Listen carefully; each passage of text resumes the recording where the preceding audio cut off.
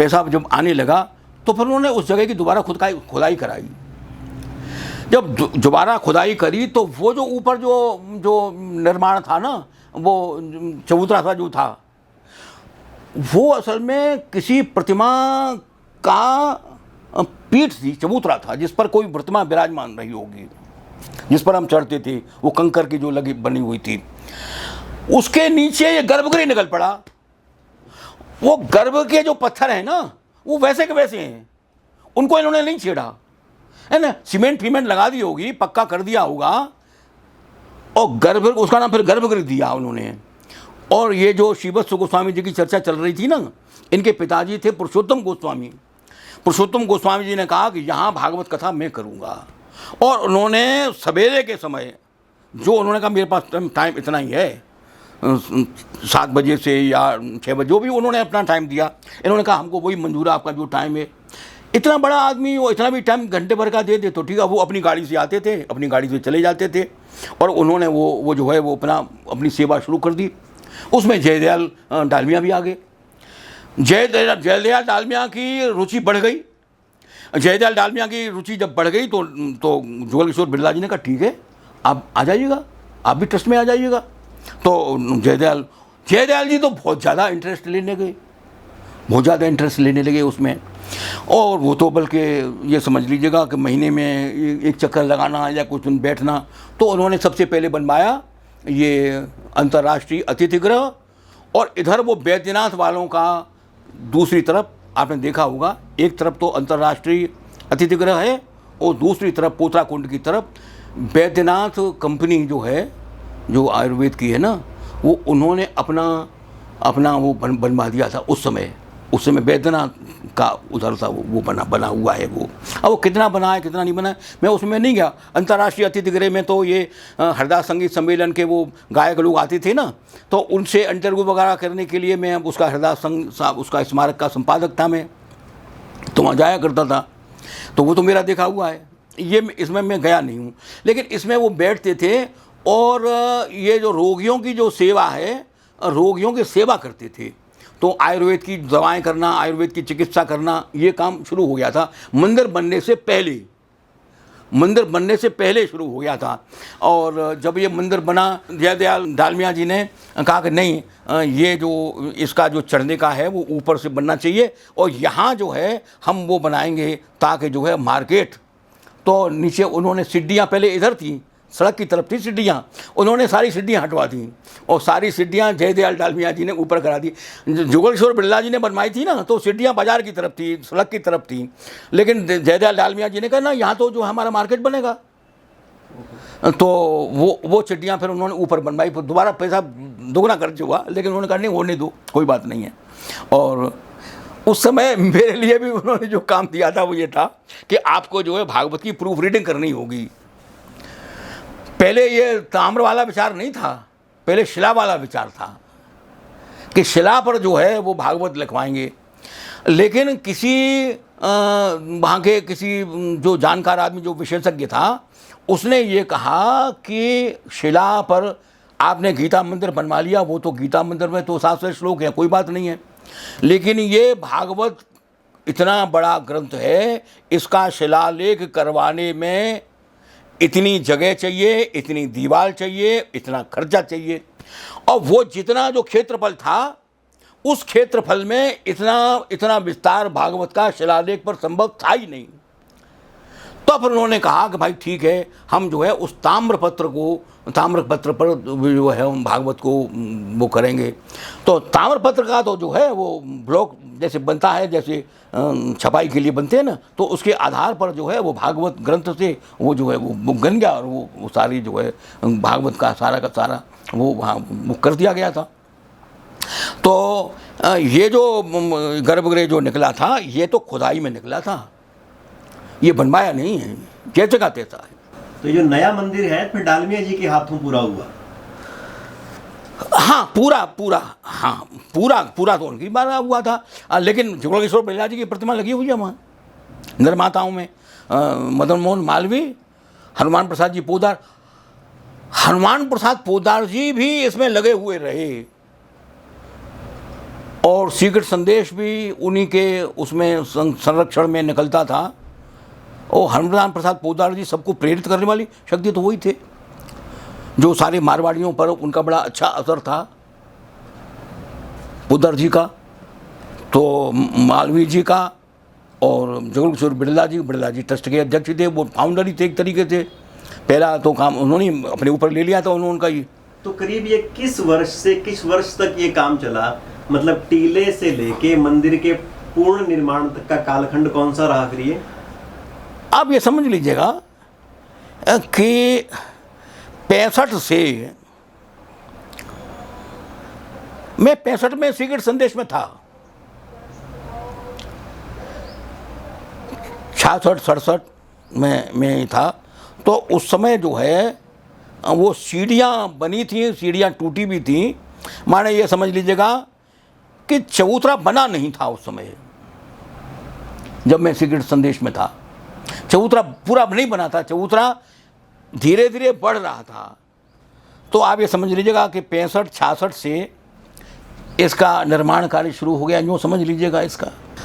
अब यूँ तो कुछ न कुछ तो खैर अभी भी बन रहा है, अभी भी खैर काम चल ही रहा है, ऐसी कोई बात नहीं है। कोई न कोई नया निर्माण अभी भी कर लेते। तो बाकी ये है कि ये 10-12 वर्ष तो लगे थे भाई साहब इसमें पवित्रता है। इसमें पवित्रता की बात यह है कि मदन मोहन मालवीय जी खड़े हैं यार, और किसकी हिम्मत है बोलने की उनके सामने, मदन मोहन जी मालवीय जी के सामने। इतना विराट व्यक्तित्व जहाँ हो हैं, और जुगल किशोर बिड़ला के कुछ कम व्यक्तित्व थे भाई साहब। उनका ग्रंथ जो आप देखिएगा ना, बिंदु में सिंधु, है ना, तो देखिए एक कैपिटलिस्ट होना और ये होना और ये बहाना, ये अलग अलग बातें हैं, और वो एक व्यवस्था का प्रश्न है। और मैं ये सारी बातों पर उसका राजनीति या अर्थनीति पर मैं कोई व्याख्यान नहीं दे रहा। मैं तो एक व्यक्ति के रूप में उसको देख रहा हूँ, एक मनुष्य के रूप में उसको मैं देख रहा हूँ। उस मनुष्य की जो विशेषता है, उस मनुष्य के सामने अड़बड़ तड़बड़ करने की हिम्मत किसमें थी? उनके मन की जो अपनी निष्ठा है, जो दृढ़ता है, या सच्चाई का जो व्यवहार है ना, वहाँ इतनी कर्कशता, कटुता तो हमने जो आज है वो तो कभी हमने देखी ही नहीं भाई साहब। और वो तो अपने सामने वाले को इतना प्रभावित कर लेते थे, अपने व्यवहार से द्रवित कर देते थे। तो जहाँ जुगल किशोर बिड़ला हो, वहाँ ये जो है ना, उस व्यक्तित्व की विराटता भी होती है भाई साहब। व्यक्तित्व का अपना असर होता है। जैसे मैंने मालवीय जी की बात करी थी, इसकी जो भावना है, इसकी भावना में प्यार है। अब साहब जो है 1008 सप्ताह हो रहे हैं, अच्छा, और देश विदेश का आदमी आ रहा है और लिख रहा है। अब देखिए मेरे पास तो सीक्रेट संदेश की फाइल है, जहाँ तक मैं अपना काम करता था ना, वहाँ तक की तो मेरे पास पूरी फाइल है। तो देवधर शास्त्री जी थे, प्रबंधक थे, देवधर शर्मा जी, पहले गीता प्रेस में काम करते थे। तो उन्होंने एक रजिस्टर बना रखा था, विजिटिंग रजिस्टर बना रखा था। तो वहाँ एक आदमी बैठा रहता था, गिरधर जी नाम था उनका था, वो बैठे रहते थे। तो आप ये देखिएगा, ये तो हम उसको पढ़ें, वो जो उन्होंने ये कर दिया था निश्चय, संपादक चाहे कोई भी हो। प्रारंभ के जो 4 पेज हैं वो विजिटर्स के लिए रहेंगे। माने इस महीने अमुक विजिटर्स आए और उन विजिटर्स ने ये लिखा। तो आप ये समझिएगा कि अमेरिका का राजदूत आवे, चाहे वो नेपाल का आदमी आवे, या जहाँ भी का भी आदमी आवे, उन लोगों की, और जो पर्यटक थे, वो पर्यटक भी आते थे, मेरे ज़माने में भी आते थे। तो मेरा काम था उस समय जब संपादन करता था ना, तो मेरे लिए भी उन्होंने निर्देश दे रखा था।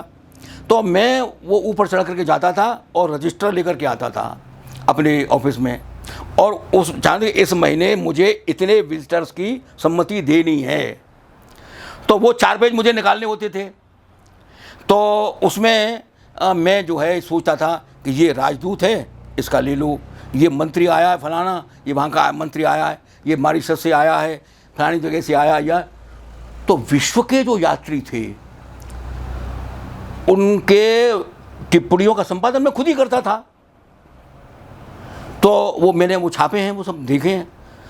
तो उनको पढ़ करके ही आप अंदाज़ा लगा सकते हैं कि विश्व का जनपद क्या है। केवल भारत वाली बात नहीं। और मैं तो वो जो विदेशी थी ना, उनका तो मैं बिना काटे जो का त्यों मैं ले लेता था, उसका कमी नहीं करता था, उसका पूरा पूरा लेता था। तो उसमें मैं जो है वो आप उसको ये देखेंगे।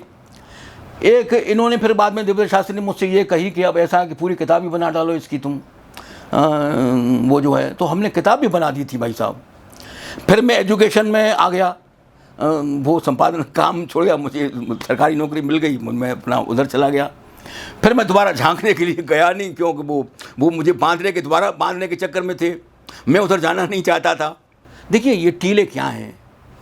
टीले जो है, अब ये 4-5 बार मंदिर बना और 4-5 बार इसको तोड़ा गया। और वो मलबा जो था ना, वो एक के ऊपर एक चढ़ता चला गया। वो सारी मिट्टी ऐसा करके हुआ है। ये हज़ारों वर्ष का इतिहास है भाई साहब। इसके नीचे हज़ारों वर्ष का इतिहास दबा हुआ है, अभी भी दबा हुआ है। देखो ये जो मुकदमे जो हुए ना, ये मुकदमे भी ऐसे हुए जैसे हंसी मजाक के मुकदमे हों, क्योंकि किसी को दुख ही नहीं था, किसी को कोई वैमनस्य वाली बात तो थी ही नहीं भाई साहब। ऐसा लड़ाई झगड़ा नहीं था। देखो कटुता नहीं थी भाई साहब।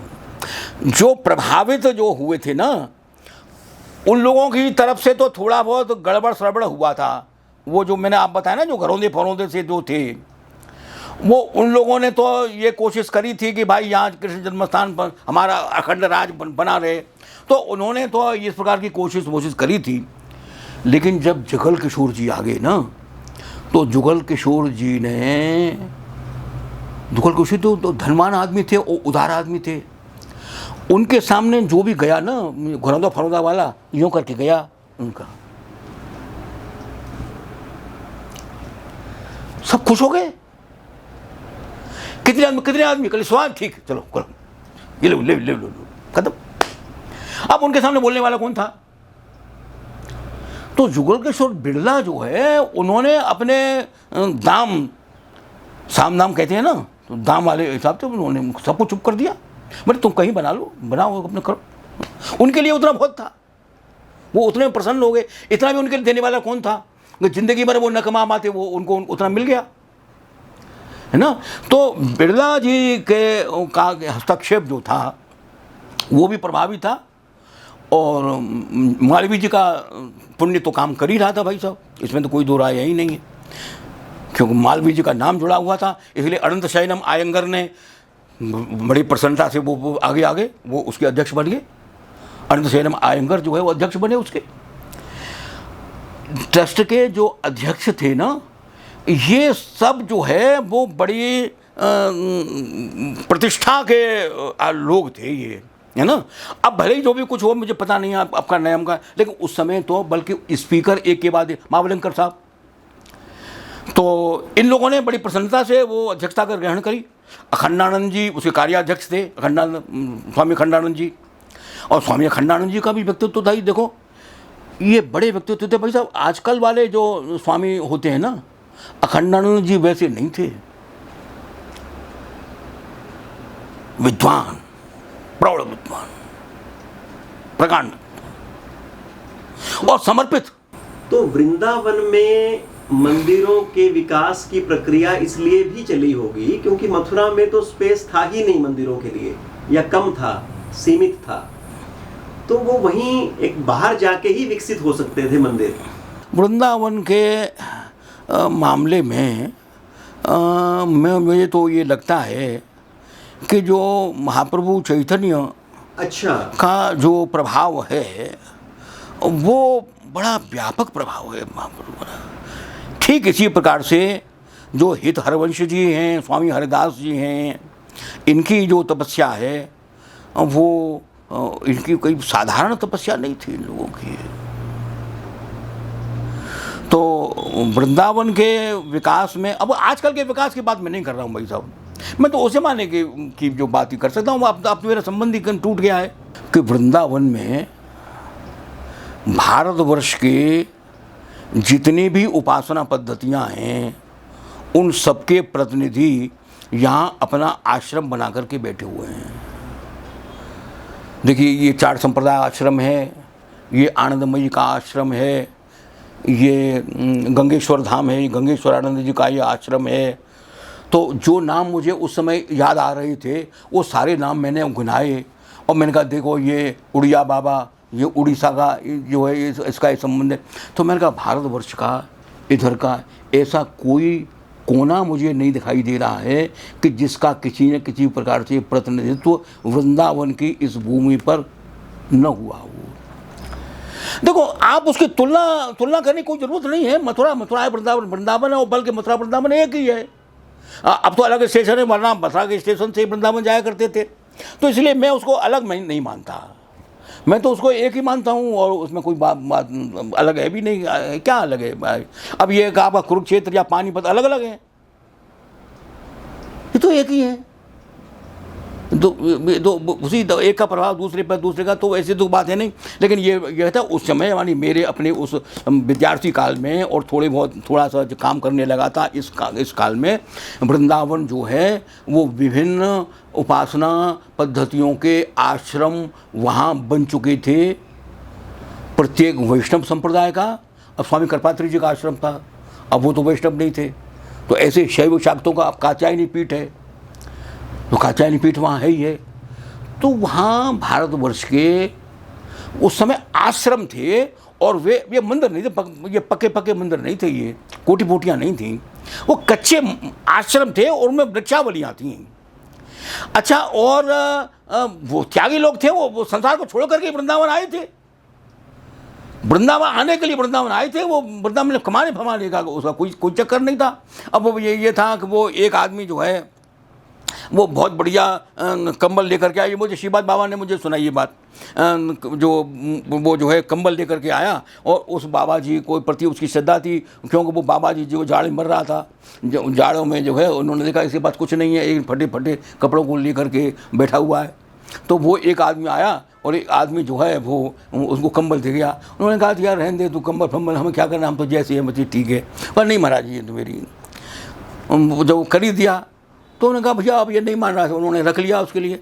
अब जब रख लिया तो जो है कोई दूसरा आदमी आया बेचारा, कोई फटे कपड़े में से कुछ पर उसके जाड़े वालों के कपड़े पहनेंगे। उन्होंने कहा भैया ये कंबल ले जा। अब वो जो आदमी जिसने कंबल दिया था ना, अब वो उसमें आदमी आया, उसने कहा ये कंबल तो उन्होंने दूसरे आदमी को दे दिया। तो उन्होंने कहा महाराज वो कंबल तो मैंने आपके लिए दिया था। बोले तेरी ध्यान तेरा अपने कंबल में क्यों लगा रहे थे, तो दे ही दिया था, तो तेरा ध्यान कंबल में क्यों है? तेने दे दिया तो बात खत्म हो गई। अब क्या किस्सा है ना? तेरा ध्यान क्यों लग रहा है? क्या चीज़ है कंबल में इस मिट्टी में क्या अंतर है? मुझसे क्यों पूछता है तू ये दे दिया कि नहीं दे दिया? तेने दे दिया, बात खत्म हो गई। अब कंबल में ध्यान मत लगा। अब इस श्रेणी के बाबा लोग थे। देखिए, सच्चाई गई कहीं नहीं है भाई साहब, कहीं ना कहीं छिपी हुई है, कहीं ना कहीं छिपी हुई है। झक गया, प्रच्छन्न हो गया है। सच्चाई नहीं होती दुनिया चलती कैसे है? दुनिया उसी इतने सच पे ही चल रही है। एक जगह एक पद है तो एक पद पर दो आदमियों की नियुक्ति करते थे।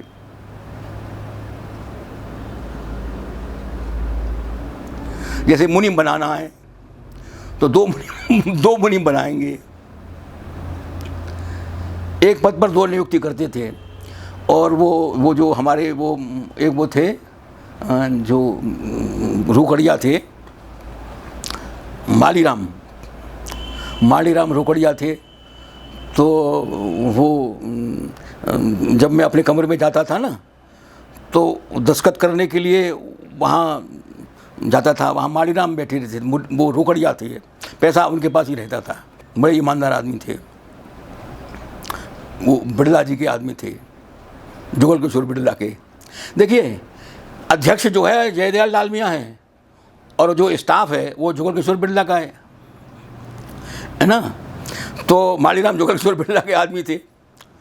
तो कभी कभी मैं उनके चमत्कार की बात पूछ लेता था उनसे। तो वो उन्हीं के गांव के थे, बिरला जी के। पिलानी के थे क्या जाने, पिलानी नाम है क्या उस गांव का, ऐसा ही नाम था। खैर, तो वो बोले जुगल किशोर बिरला की ये हिम्मत थी कि वो जिस चीज़ को खरीदने निकलते थे उसमें भूचाल आ जाता था। तो मैंने कहा कि इसका क्या मतलब है भूचाल आने का, मैं तो समझा नहीं आपकी बात, भूकंप क्यों आ जाता था। बोले ऐसे आ जाता था कि जैसे उन्होंने ये निश्चय कर दिया कि मुझे जीरा खरीदना है, वो जीरा खरीदने के मान लो निकले, तो ऐसी कोई मंडी नहीं बचेगी जहां जीरा बच जाए।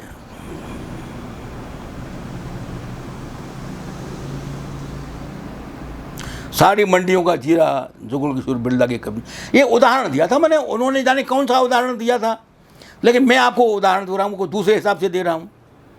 क्यों मुझे अब इतनी पुरानी 65 की इतनी पुरानी याद थोड़ी है, कहाँ इतना टाइम हो गया मेरे लिए। तो मालीराम नाम था उनका, मालीराम बड़े गौर वर्ण के थे, बड़े वैसे थे, उन्हीं के गांव के थे, बिरला जी के आदमी थे। और उन्होंने मुझे ये सब कहानियाँ बताई कि एक पद जहाँ है बिरला जी की नियुक्ति होगी तो वहाँ 2 आदमी आवेंगे, 2 आदमी करेंगे वो। तो ये भारत के निर्माण का समय था, ये भारत के निर्माण का समय था, भारत के निर्माण का समय। ठीक है, ये ठीक कह रहे हैं आप, भारत के निर्माण का। आज तो खींचने का समय है, जो जहाँ है ना वो खींच रहा है, लेना चाह रहा है, वो देना चाह रहा था, दे रहा था,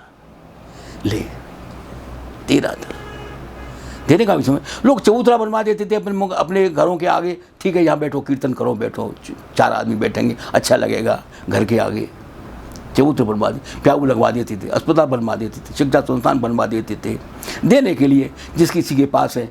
और वो इस बात पर प्रसन्न होते थे कि मेरा नाम हो रहा है, मुझे लोग अच्छा कह रहे हैं।